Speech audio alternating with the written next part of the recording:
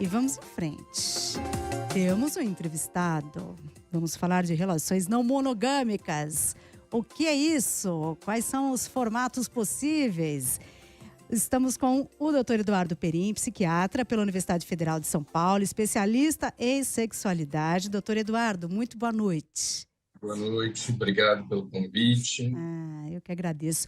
Bom, a gente vê aí no noticiário, né, um aumento, e também nos comentários, enfim, parece bem recorrente um aumento das relações não monogâmicas. Fala-se muito sobre isso, mas eu imagino que seja muito desafiador, né? O que é exatamente, e são vários os formatos possíveis de uma relação não monogâmica? Do que nós estamos falando quando a gente fala de uma relação não monogâmica, doutor? A gente pode estar falando de um relacionamento aberto, em que as pessoas... Cada relacionamento aberto, na verdade, vai ter regras específicas também, né? Mas a gente também pode estar falando de relacionamentos onde haja poliamor. A gente pode estar falando de muitas coisas diferentes aí, né? Esse termo é bem genérico, né? Sim, quer dizer, não é monogâmico no sentido de que não é aquele padrão de exclusivamente os dois, né? As duas pessoas se relacionando de forma exclusiva. E aí dentro disso, quando abre, pode ser vários formatos. O relação aberta, relação aberta eu acho interessante pensar sobre ela. E também os outros, vamos pensar sobre todos. A relação aberta, me parece, que pressupõe um vínculo do casal, e as outras, e cada um pode ter relacionamentos fora, mas há uma hierarquia, não há? Isso. Então, cada relacionamento aberto vai ter regras muito específicas. Então, por exemplo, alguns casais só aceitam que o outro se relacione desde que seja a três ou a quatro, por exemplo. Uma Junto. relação sexual, sim. Em outras situações, o outro pode ficar com outras pessoas e etc. Mas existem relacionamentos onde a pessoa precisa contar que ficou com outra pessoa, outros relacionamentos que ela não deve contar, ela precisa mostrar com quem ela ficou ou não, né? Então, tudo isso vai ser muito individual de cada casal, né? Vai ser negociado dentro do casal, dentro do contrato de relacionamento, né? Sim. Mas aí não pode apaixonar. Ou pode? Então, existem relacionamentos abertos, por exemplo, casais de relacionamentos abertos que a pessoa só pode ficar com um desconhecido, né? E uma vez só, por exemplo. Outros relacionamentos abertos, a pessoa pode ficar com um amigo, pode ficar com um ex, pode ficar com, né? Então, é muito Tem realmente... regras. Tem Sim, regras. O casal tem que ter senta, regra. conversa, compactua, né? Pactua, melhor. Mas precisa de muita honestidade, né? Olha, eu tenho necessidade disso. Então, olha, o meu ex está me procurando, eu estou com vontade de sair com ele. Assim? Nossa, ex é pior, hein? Sim, sim. Para muita gente, né? O ex tem aí uma conotação de uma ameaça, né? Digamos, posso perder a parceria pelo ex, né? Mas isso tudo entra na questão do contrato de relacionamento. O que é contrato de relacionamento, né? Então, são os acordos que a gente vai fazendo no casal, né? De como funciona. Então, eu dou tanto aqui em casa, você dá tanto, né? Eu posso... eu tenho carro, você não tem, ou, né? E Sim, eu isso cuido entra dos também... filhos, você trabalha, essas Isso, coisas, né? isso. Uhum. E entra também, né, essa questão de como se relacionar. Eu posso ficar com outras pessoas, ou nós temos um relacionamento fechado, né?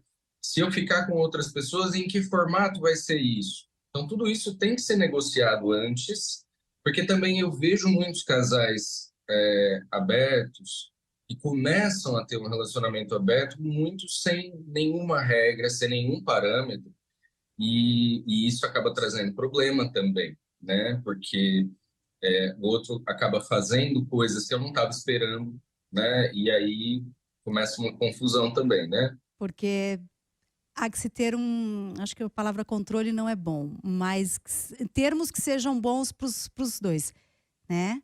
Isso, É. isso. Eu acho que o que está ali acordado entre os dois, né? Que eu estou chamando aqui de contrato de relacionamento, né? O acordo entre os dois é o que vai definir aí como que as pessoas vão se comportar dentro do casal e com outras pessoas de fora, né? Tem aumentado, doutor Eduardo Perim? Ou é só uma impressão que a gente tem, porque se fala muito nas redes e tal, sobre essa questão da não monogamia? Sem dúvida, tá aumentando bastante, né? Eu diria que a impressão que eu tenho é que no meio LGBT que há mais, isso acontece de uma forma até mais ampla do que entre os heterossexuais, mas está havendo também um crescimento entre os heterossexuais, né? Principalmente essa geração um pouco mais nova aí dos 18 até os 30 anos, né? Assim, eu vejo bastante essa tendência a querer um relacionamento aberto. Em outro momento, né? Assim, em outro período da vida, eu vejo que casais que permanecem juntos durante um tempo, às vezes, em algum momento, decidem abrir o relacionamento. Então, pode haver também um pico aí com pessoas um pouquinho mais velhas, né? Sim. Até para compensar algum desgaste na relação, para preservar a relação, né? Sim. Às vezes, né, as pessoas falam, olha, eu quero permanecer, eu quero ficar com a parceria, mas por alguma razão eu quero variar o cardápio, vamos dizer assim, né? Ou eu quero realizar uma fantasia especial, ou eu quero ficar com um tipo de pessoa diferente, ou enfim, né? Então, é isso, né? É isso. A quem é formatado, né, os mais velhos como eu, formatados na monogamia, tem um estranhamento. Agora, se a gente for parar para pensar, as relações, né, tradicionais são monogâmicas, porém, não dá para dizer que tudo isso que você falou não acontecesse e não aconteça por baixo dos panos, né? Isso. Não com transparência. Essa é a justificativa, né, que as pessoas têm para ter o relacionamento aberto, para optar por ter um relacionamento aberto. As pessoas dizem que é um relacionamento mais sincero, É. porque em todos os relacionamentos você vai ter relações extraconjugais e que aí você tem uma sinceridade maior. Mas se você tem um relacionamento fechado e aí você tem uma relação extraconjugal, você está quebrando o contrato de relacionamento também. É. Também é um problema, né? Então, quer dizer, a questão principal é essa, quebrar o acordo que é feito entre as pessoas, né? Pois é. Aqui você usou um termo que eu achei bom, a ameaça, né?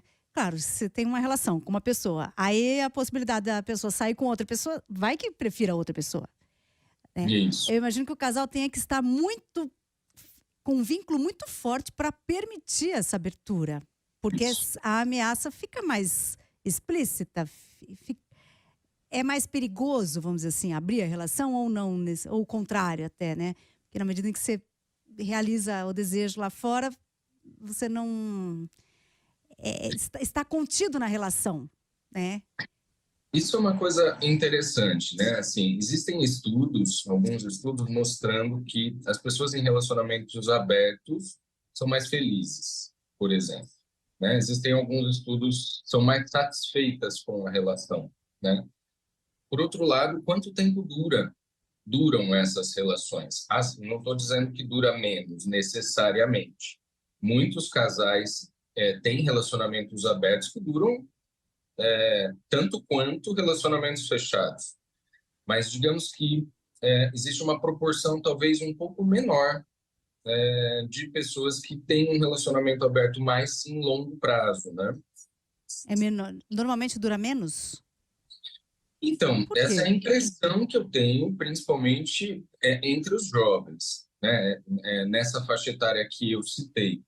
Quando você pega uma faixa etária um pouquinho maior, né? E aí você analisa esses casais que decidiram abrir o relacionamento depois de um tempo que estão juntos num relacionamento fechado, esses tendem a durar mais, na minha impressão, do que os relacionamentos dos jovens. Mas aí também entra uma característica que é as relações que os jovens estão tendo também hoje, né? Que mudam também, né? Completamente. E não a variável se é aberto ou não, que é determinante pela permanência, né? Porque parece que as coisas estão mais descartáveis mesmo, né? Entre os mais jovens.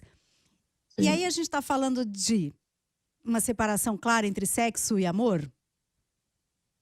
Não necessariamente, né? Num relacionamento aberto, você tem uma separação clara entre sexo e amor, porque você pode ter relações sexuais com outra pessoa sem estar envolvido emocionalmente. Aliás, não se espera num relacionamento aberto que a pessoa esteja envolvida emocionalmente com a outra, né? Sim. Mas E acho que...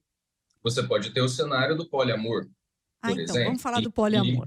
em que, por exemplo, eu posso ter aí 2 pessoas ou 3 pessoas com quem eu tenho realmente um envolvimento emocional e sexual. Um envolvimento emocional, afetivo e sexual com mais de uma pessoa, né? Então, esse também é um cenário possível, né? Sem Existe, hierarquia, né? existe na Europa um modelo também de relacionamento que é o patchwork family, né? Que é o relacionamento de retalhos, em que você, por exemplo, eu tenho uma relação com uma mulher, tenho 2 filhos aqui com ela, me relaciono com outra mulher, me relaciono com um homem, tenho um outro filho com uma outra mulher, todos eles se conhecem, todos eles fazem parte da mesma família, mas eu vou, na verdade, ampliando essa família conforme os meus desejos de estar com outras pessoas, né? Mas aí você não E vai aí morar com ninguém? Você...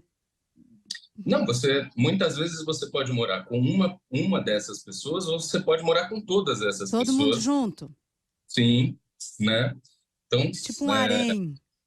uhum, exatamente. No patchwork family, geralmente, né, a pessoa ela vai migrando de pessoa para pessoa, ela mantém um laço com todas essas, né?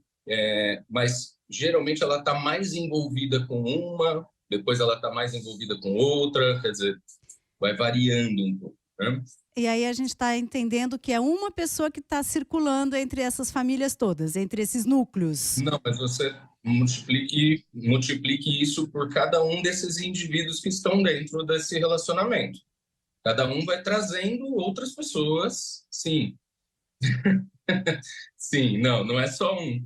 Não, Todos eles, peraí. todas as pessoas envolvidas ali estão nesse mesmo movimento. Também seriam o centro de algum outro... também Exato, estão circulando. Mas exato. aí falando de habitar um espaço comum também, não. Muitas vezes, sim. Muitas vezes essas pessoas moram todas juntas ou uma parte juntas. Vamos supor, eu moro com 3 mulheres e 5 dos meus filhos, mas eu tenho também outras 2 mulheres ali, tenho alguns filhos para lá, também me relaciono com um homem para cá. Quer dizer, muitas vezes tem essas questões, né? Então, pode morar junto ou pode não morar junto, né? Depende muito. Nossa, parece tão desafiador. Até por uma questão de agenda, assim, até por uma questão prática, né? E aí, com quem que você vai sair essa noite? Ou às vezes você também quer ficar sozinho, mas não sei nem se dá tempo de ficar sozinho. Precisa ter um entendimento muito claro. E o ciúme não entra? Como é que faz com esse sentimento que é tão humano, não é natural, o ciúme? Pois é. Hum. Mas veja bem, quando a gente pensa num relacionamento aberto, a gente pensa assim, nossa, as pessoas não têm ciúme. Mentira. Mentira. Porque assim, as pessoas têm ciúme também, só que o ciúme é diferente, acontece em situações diferentes. Por exemplo, Hum. eu posso não ter ciúme de ver a minha parceria beijando uma outra pessoa, ou mesmo tendo uma relação sexual com outra pessoa.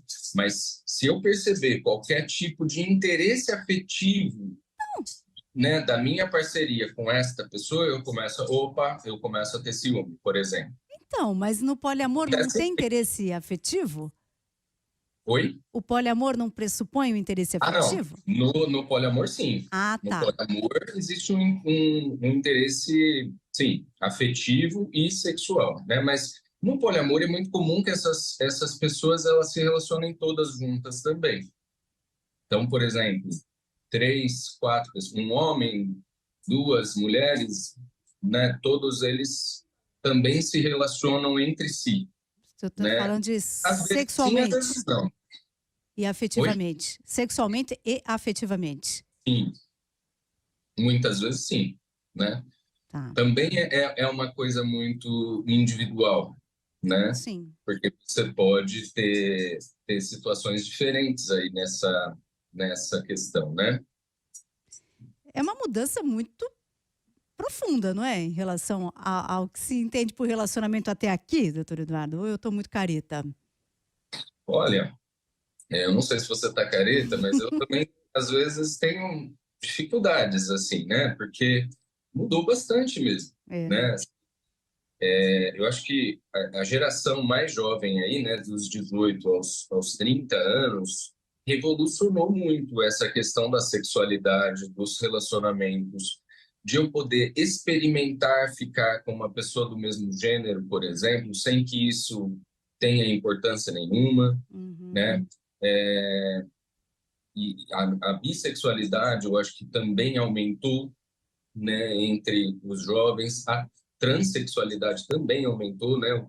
Os transgêneros, que na verdade eu acho que não é que aumentou, né? Mas eu acho que agora eles podem se manifestar, eles Sim, podem exato. Viver, né? mostrar quem eles realmente são, né? Exato.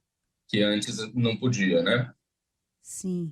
Mas muita mudança mesmo, né? Muitas mudanças, e é interessante, porque são concepções muito diferentes, né? E aí a gente percebe o quanto o amor, ele tem uma construção também cultural, que a gente concebe as relações de determinada forma, mas aí apresenta uma completamente diferente e que é possível, que as pessoas estão felizes, então dá um choque. E as questões de gênero, né? Hum. Porque na relação hétero tradicional, né, que a gente conhece ali de tantos anos, tem ali uma desigualdade de gênero, né, em que prevalece a vontade dos homens, e ainda quando há a infidelidade em geral, né, tradicionalmente, é porque o homem, né. Quando a gente fala de relações abertas e também do poliamor, ainda assim, e aí falando da questão hétero, porque eu imagino que quando a gente vai para o LGBTQIA+, a coisa fica muito ampla, difícil de avaliar. Mas na relação hétero, ainda há uma prevalência dos desejos e das regras impostas pelo homem sobre as mulheres? Depende, tá? Depende. Eu já É. vi casais em que a mulher queria ter um relacionamento aberto, o cara não queria, mas acabou tendo que se adaptar à situação. Depende, né? Assim, é muito. Uhum. Eu acho que, em geral, sim, eu acho que talvez o homem ainda tenha uma.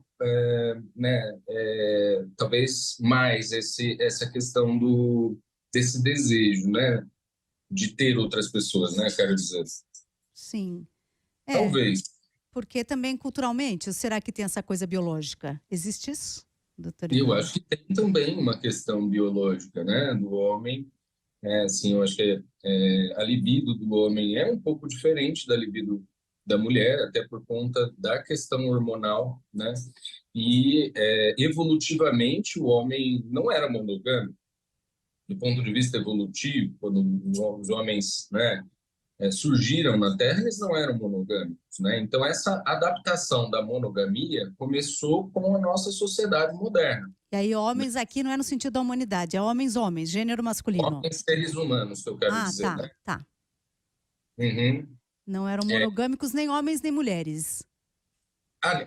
nem homens nem mulheres, mas acho que sim, é mais o homem, né? Assim, mais É, a figura masculina também, né? sim. É, Então, eu acho que tem essa questão evolutiva, tem essa questão hormonal, mas também tem uma questão que é cultural, que é mais aceito um homem querer se relacionar com várias pessoas do que uma mulher querer se relacionar com várias pessoas. Ainda existe É, essa diferença, né? a gente ainda é cercada de muitos bloqueios, né? E para os casais gays, por exemplo, é muito mais natural a relação aberta, não é? Entre homens, do que, por exemplo, entre mulheres. Entre mulheres lésbicas. Parece que tem uma outra concepção, não é? Sim, eu acho que entre os casais gays masculinos, né, você tem maiores taxas aí de relacionamentos abertos, desses formatos não usuais, né?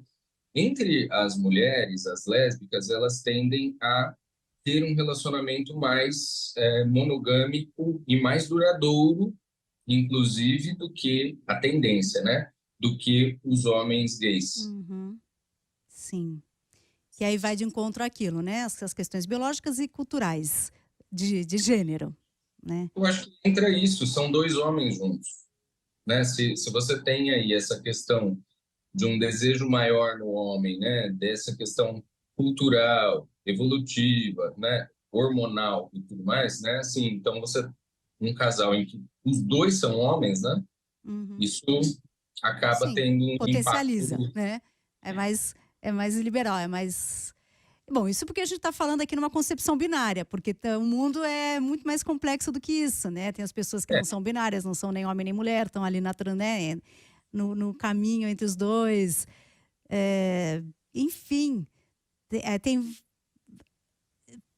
Como é que é o nome das pessoas que se relacionam independentemente do gênero? Tem. são os pansexuais, né? O que é o pansexual? Então, bissexual, teoricamente, é uma pessoa que se relaciona com homens e mulheres, Certo. né?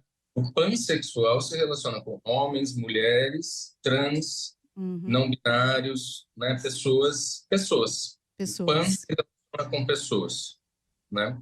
E sente atração sexual, Sim. independentemente do gênero. Uhum. Uhum. Exato. Bom, enfim, então o que antes era a gente começava um relacionamento, estava implícito que era um relacionamento monogâmico e que a fidelidade estava pactuada, agora isso não está mais implícito. Então o casal precisa sentar e conversar. Ó, é o quê? É um relacionamento monogâmico, não é? Como é que vai ser? É importante conversar, doutor? Eu acho que é fundamental em qualquer tipo de relação, né, que os dois sentem, né, e estabeleçam as regras daquele relacionamento, né? Então, assim, digam, né, o que que eu espero do comportamento do outro, o que que eu não espero, né? Assim, o que que eu não quero que você faça, Então, né? exato. É muito importante isso. O que eu gosto, o que eu não gosto, né? Então, esses acordos, né, que a gente chama em sexologia, né, a gente chama de contrato de relacionamento, que acaba sendo, na maior parte das vezes, uma coisa verbal mesmo, do casal ali conversando e tal, mas o contrato de relacionamento é fundamental em qualquer relação, sendo ela hétero ou Uhum. homo ou fechado ou aberto, né, em qualquer Sim. relação, precisa se estabelecer quais são as regras, É. né? E essas regras, num relacionamento de longo prazo, pode ir mudando. Por exemplo, a gente começa com um relacionamento aberto, mas aí não dei conta. Não, para mim não dá. Aí vamos conversar de novo, vamos fechar, não estou dando conta, vamos repactuar. Isso acontece também? Acontece sim, né? Tem casais que abrem e às vezes não dão conta daquilo, né? Porque não é todo mundo que dá conta de um relacionamento aberto. Do ponto de vista emocional, não é todo mundo que dá conta dessa situação. E veja, também não é todo mundo que dá conta de um relacionamento fechado, em que eu não possa fazer nada com ninguém. É, Então, é, né, é. tudo envolve também um desafio, né? E aí vai para a infidelidade, que é uma palavra forte, né? Mas, enfim. dá conta, mas às escondidas, no caso aí do relacionamento fechado e que... A gente sabe que, por exemplo, dos casais heterossexuais de relacionamento fechado, aproximadamente 60% dos homens já tiveram alguma relação extraconjugal. 60%. 60% dos homens já tiveram uma relação extraconjugal. E entre as mulheres, aproximadamente 40%. Também não é nada muito pequeno, Também não tá? ainda considerando todos os bloqueios. Então, entre os casais heterossexuais, os números são esses. Esses números são do estudo da Carmita Ábido. Ela é maravilhosa. Lá do HC, né? Fez um levantamento muito grande de sexualidade aqui no Brasil, o maior levantamento epidemiológico de sexualidade aqui no Brasil, né? Então, esses dados são dela. É isso, ou seja, é um sinal de maturidade da relação, sentar e conversar, falar abertamente. E aí também isso cria o vínculo, né? Porque também se a pessoa gosta da outra, sente atração, mas na hora de pactuar não bate. Eu quero uma relação aberta, mas eu quero uma relação monogâmica. Também é um elemento de desajuste, que às vezes não pode ter algum problema com o casal aí, né? Sem dúvida, sem dúvida. Isso pode inviabilizar algumas relações, né? E outra, né, assim, também eu acho que é importante que o casal possa abrir momentos de conversa, mesmo fora dessa conversa do contrato de relacionamento, mas, por exemplo, então, estamos num relacionamento aberto, aí eu fui lá e fiquei com uma outra pessoa. Sim. Poder sentar com a parceria e falar, e aí, como que você se sentiu ao saber que eu fiquei com outra pessoa? Como é que foi isso para você? Né? Você achou normal? Tá tudo bem com você? Ou você, né, sentiu? Como que foi? Né? Então, tudo isso deve ser conversado no casal, né? Tudo mesmo, doutor? Porque vamos combinar aqui entre nós. É uma relação monogâmica fechada e aconteceu um deslize.